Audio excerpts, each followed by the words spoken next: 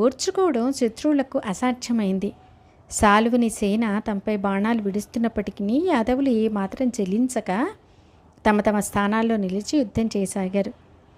ఈ విధంగా యుద్ధం తీవ్ర స్థాయిలో జరుగుతున్న సమయంలోనే సాలువుని మంత్రి అయిన జుమానుడు వేగంగా వచ్చి నల్లని లోహ నిర్మిత గదతో ప్రత్యుమ్ని తీవ్రంగా కొట్టాడు.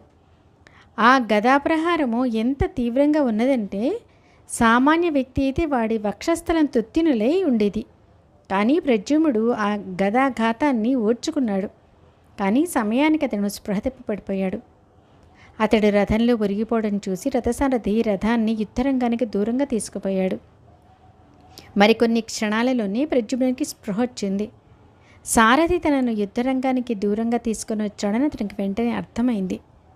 అది అతనికి ఎంతో అవమానకరంగా అనిపించింది. తన సారథి చేసిన కార్యం అతనికి నచ్చలేదు.